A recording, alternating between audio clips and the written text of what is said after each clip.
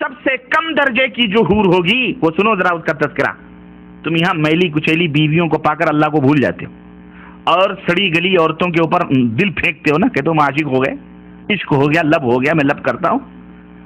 سنو جو جنت میں تمہارے لیے اللہ عز و جل نے تیار کی ہوئی, اور تم رنڈیوں کھجڑوں کھسروں طوائفوں کی تصویریں اور فلمیں دیکھ دیکھ کر اپنے وقت کو ضائع کرتے ہو اور اللہ عز و جل سے اعراض کرتے ہو. دیکھو تمہارے مالک نے تم مسلمانوں کے لیے کیا کیا چیزیں تیار کر رکھی, اور نبی نے یہ تمام سب چیزیں کھول کھول کے بیان فرمائیں تاکہ تم اس دنیا سے اپنا دل نہ لگاؤ, اس دنیا سے اتنا دل لگاؤ جتنا تمہاری ضرورت پوری ہو. بس بقیہ تیاری کس کے لیے کرو؟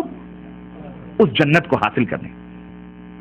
تو اللہ کے رسول صلی اللہ علیہ وسلم فرماتے ہیں کہ کم درجے کی حوریں جو ہوں گی ان کی آنکھیں غلافی ہوں گی, خوبصورت غلاف جیسی آنکھیں ان کی حور کی ہوگی, اور ہر بیوی, جو بھی بیوی وہاں تمہاری ہوگی حور, ہر بیوی پر 70 جوڑے کپڑے کے ہوں گے. کتنے جوڑے؟ 70 نہیں, 70 جوڑے کپڑے کے, وہ پہنے ہوئے آرائش اور جمال کے ساتھ وہ گاؤ تکیہ لگائے ہوئے تمہارے انتظار میں بیٹھی ہوگی. ان کپڑوں کی خاصیت کیا ہوگی اور اس کا جسم کیسا ہوگا؟ اللہ کے نبی فرماتے ہیں کہ ان کپڑوں میں سے ان حوروں کی پڈلیوں کا گودا تک تمہیں نظر آئے گا. اتنی حسین اور اتنی خوبصورت ہوں گی, اس کے گودے تک تمہیں نظر آئیں گے. اب آپ کہیں گے کپڑوں کے بیچ سے گودے کیسے نظر آئیں گے؟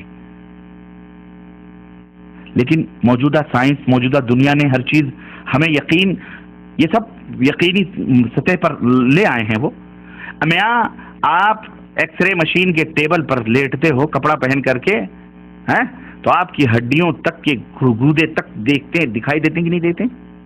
جب انسان کی بنائی ہوئی یہ عقل اتنی ترقی کر سکتی ہے کہ تم 1000 پردوں میں بیٹھے ہوئے اس تمہارے پیٹ کی تمام سب چیزوں کو وہ ایکس رے مشین بتا دیتی ہے, تو وہ خالق کائنات جس نے اس انسان کو بنایا ہے اس کے دماغ کا اور اس کی خلقت کا, اس کی تخلیق کا کیا کہنا ہے؟ سمجھ آئی کہ نہیں آئی؟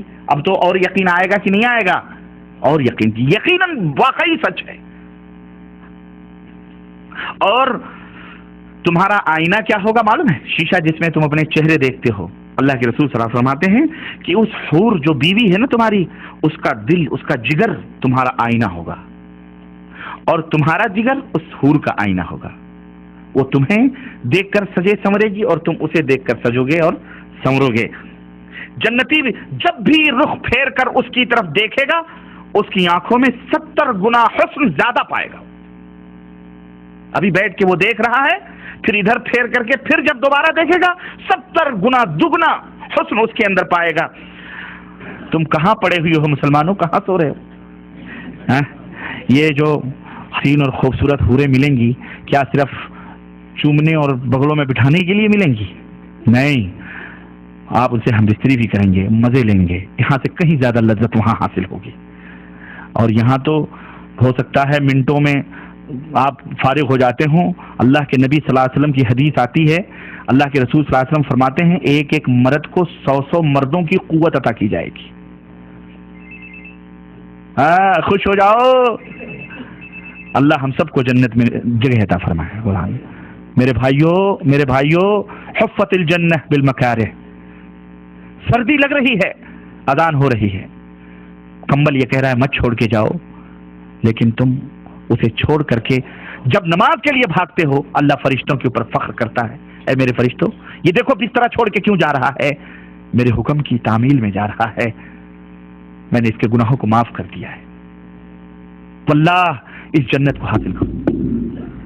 یہ حوریں صرف دیکھنے کے لیے کوئی شو پیس نہیں, شو کیس میں بیٹھ سجانے کے لیے. جیسے چاہو گے استعمال کرو, دبا کے 100 مردوں کی قوتیں.